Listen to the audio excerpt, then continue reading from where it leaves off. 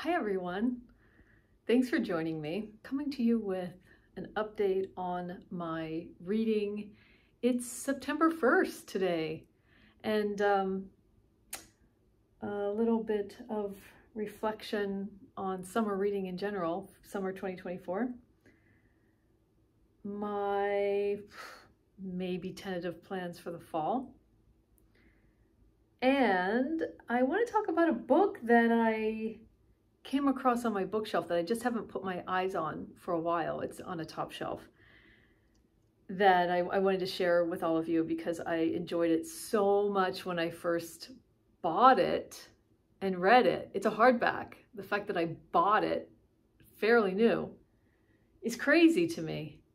But I remember about 15 years ago loving this book and actually reading it multiple times. So we'll call that something from the vault that I'll share with you. Suki is here. She's just we went outside. She chased after a couple things. She's had her lunchtime snackies, as we call them. And we'll see how much she wants to play. I hope all of you are having a wonderful Labor Day weekend in the US. And that just in general, a lot of you are wrapping up summer holidays and you're back to school schedules and stuff like that in whatever way that impacts you. And I have a bit of a life update just to catch you up on what I've been up to at the end of the video, which I'll put a bookmark, a time mark. I'll bookmark it so that if you want to skip it, if you're just here for the books, you can skip it. So the last time I checked in, I was reading To the Lighthouse by Virginia Woolf. I'm still reading it because even though it's a short book, relatively speaking, about 200 pages, if I skip the intro, it's so rich and dense that I have not been trying to finish it with any kind of timeline. Even though I'm enjoying it. I'm only actually reading it a couple pages an evening because of its richness. If I hadn't read some of the introduction, I wouldn't have even been paying attention to the different parts of this book because it's not really chapters. First starts off, the first section is called The Window. The second is Time Passes. And the third is The Lighthouse. And I am at the third section. And these sections were mentioned in the little bit of the introduction that I read by Eudora Welty. I didn't read a lot of the introduction, but I read it just enough to understand that there's 3 parts. I don't know anything like critically about this book whatsoever. I just know from my own experience after reading Virginia Woolf's first book, which I don't think is listed here. Oh, The Voyage Out. And well, maybe, yeah, The Voyage Out was her first novel. And then I read Mrs. Dalloway. I just know from reading those 2 books that To the Lighthouse has a style change. It's still talking about certain people in a certain place. So those are kind of elements from Mrs. Dalloway. You are set in a setting. You clearly know what the setting is. She does such a wonderful job of creating atmosphere and place and time. In this case, it's the Ramsay family at a place where they summer, which is on the coast, and it's near a lighthouse, and they know the family at the lighthouse. They know the lighthouse keeper and his son because Mrs. Ramsay is knitting a sock for him. Lily Briscoe is someone who I think is staying with them. But I don't remember how maybe it's a family friend and she's the daughter.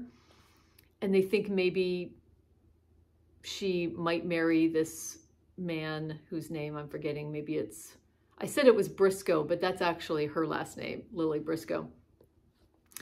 But she's interesting in the story because she paints outside. And that's an interesting character to have in a book with Mrs. and Mr. Ramsay and the 5 children who are all there. Mr. Ramsay Is he a writer? Very much in his head. He likes to think things out, ponder. And I'm sorry, I don't know what his profession is. I am loving how distinct the characters are.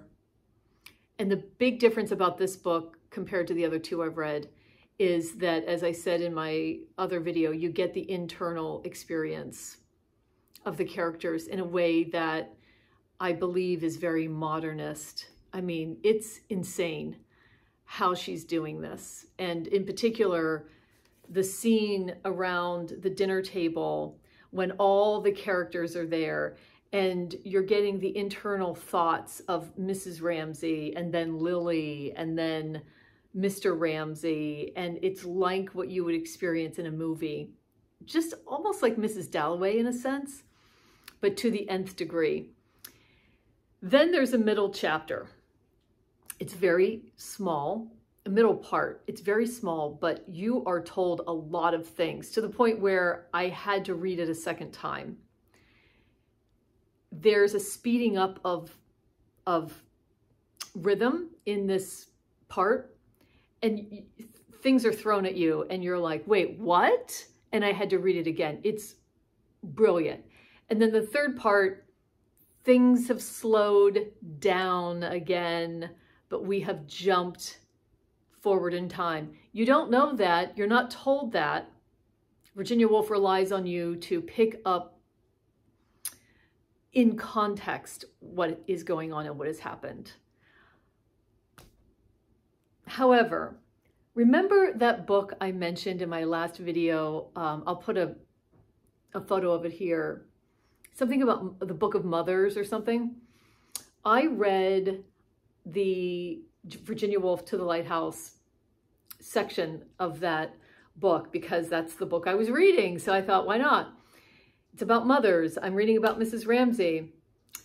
She talks about the story, but I didn't realize she was going to spoil it in a big way. There's something that happens in this book that is a big surprise to the reader.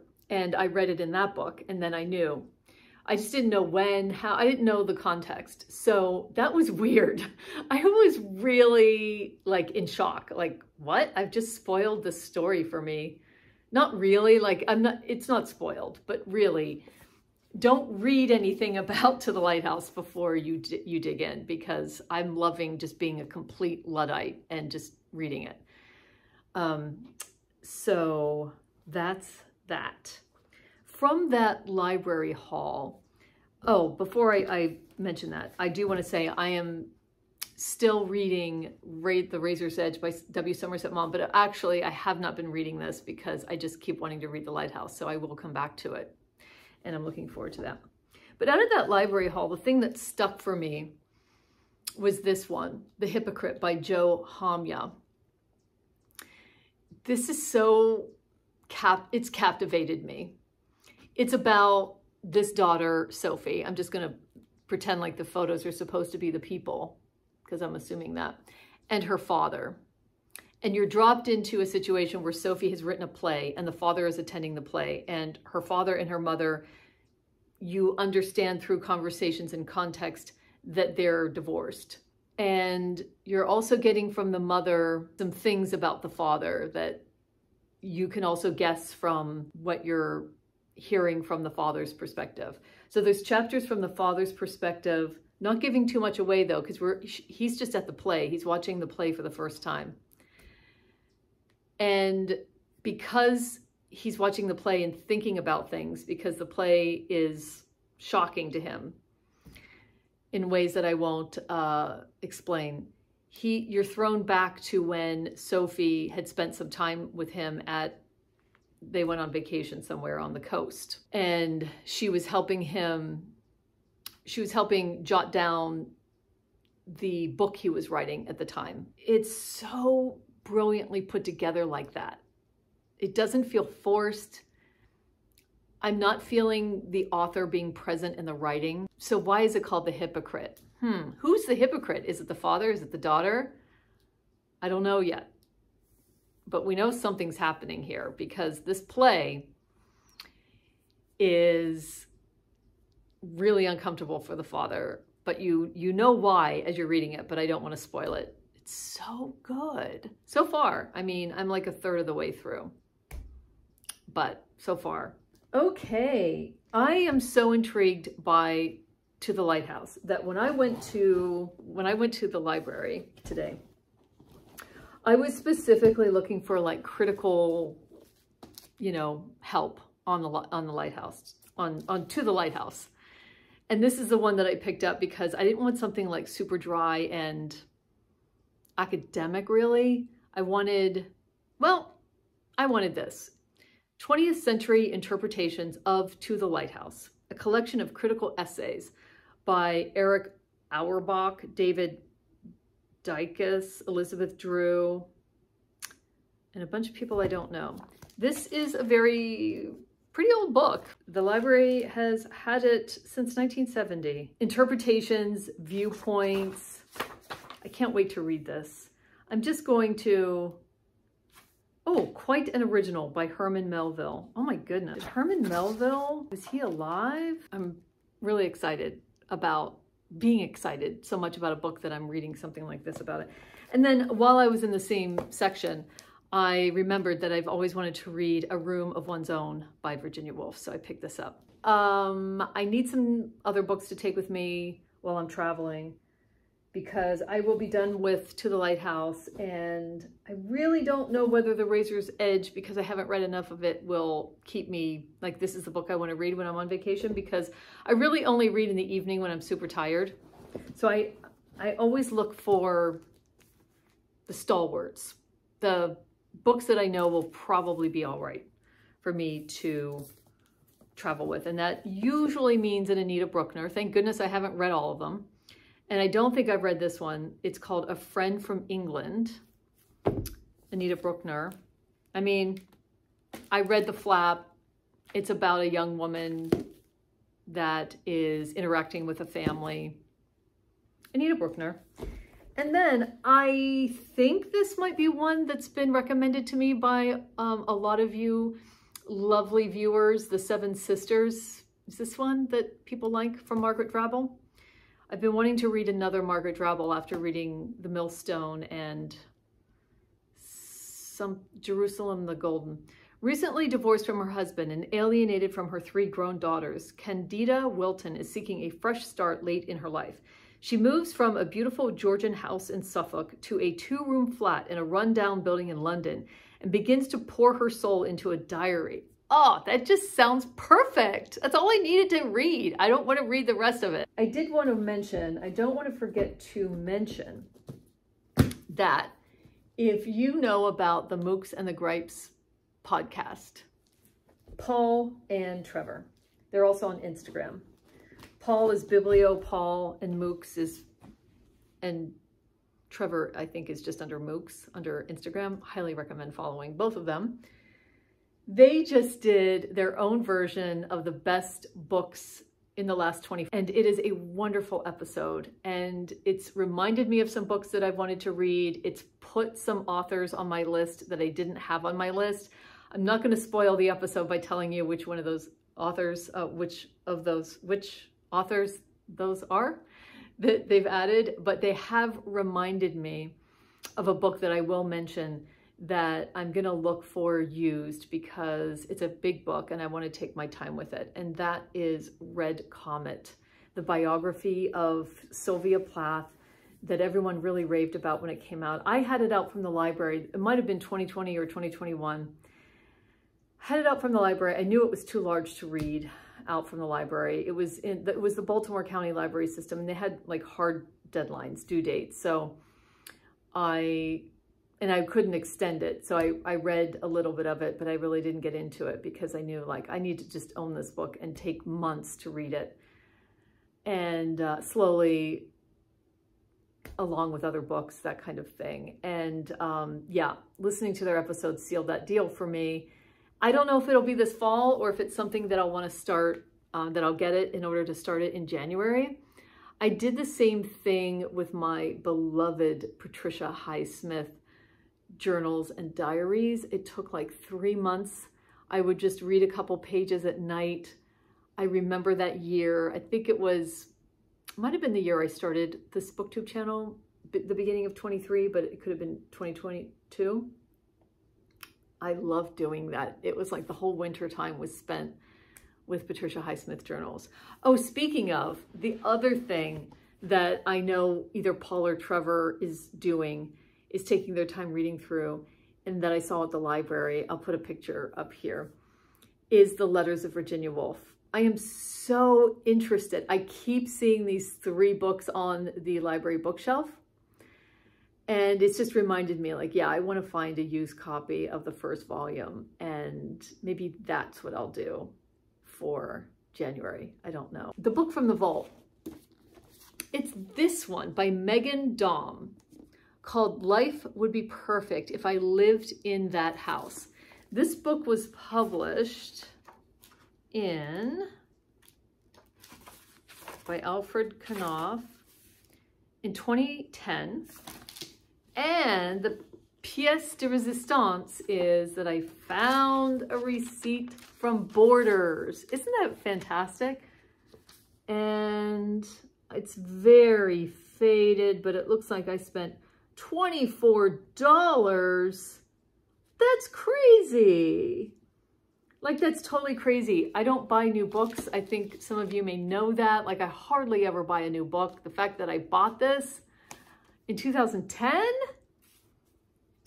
she is someone who has written essays, and she has other essay collections out. And I've tried to read some of the other ones, but this one is the only one that I'm like totally in love with. And this, I love looking at real estate. I look at real estate in different cities and towns that, I don't know, I'm just a real estate person. Like, I like to look at real estate listings online. And she does too.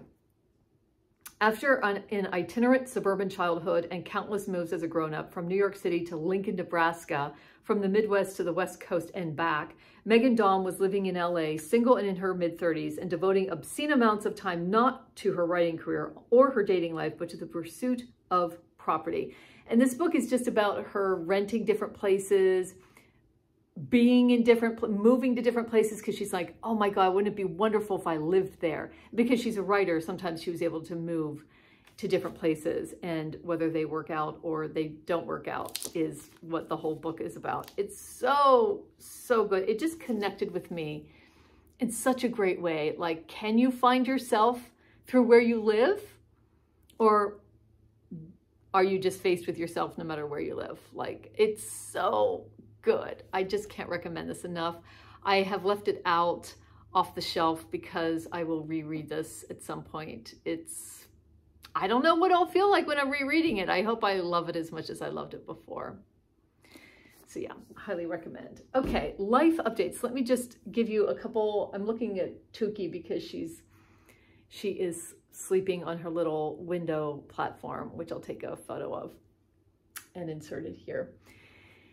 But life updates. So for any of you like new here, I left my corporate career, my 40-year corporate career at the end of 2023, retired early.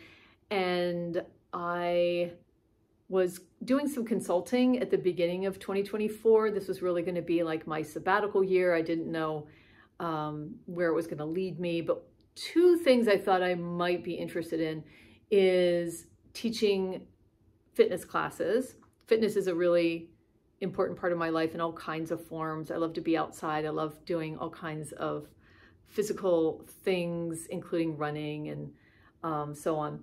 But I'm also interested in teaching people how not to be intimidated by walking into a gym, lifting weights, especially if you're older, and in particular older women. And so I started studying for the ACE group fitness instructor. I wanted to start with that certification and then move on to other things. I started studying that at the beginning of the year, but it just wasn't the right time. I wasn't really into it. So I stopped because I was also doing some consulting. And I've picked it up again. I went to one of my sister's classes. She's an instructor. And she is an instructor at a YMCA, which is a nonprofit type of gym here in the United States. And she mostly leads classes for older people. And I went to a class. I had so much fun. They absolutely love her. And I'm going to other classes that she teaches too. So that I wanted to go again because I felt like with back to school time and summer ending and fall beginning, I felt like I think I can get back into studying for that exam again. So I am in the midst of studying for it. I will probably take the exam when I get back, once I'm feeling good about taking it and then passing it. The course, the exam is a good amount of money to take, so you want to make sure that you're feeling good about taking it. And then the other thing I knew I wanted to do at some point in the near future is probably take a yoga certification class. It's a 200-hour certification class to become a certified yoga teacher. And those are the yoga teachers that most yoga studios hire. And so I've connected with a local yoga studio. It's the one that I feel like, yeah, that's the studio that I would like to have the certification from, that I would like to study with. And this is a 9-month program with 2 weekends a month. And so I am meeting with the yoga studio owner just to make sure, like, okay, this is what I want. It starts in January.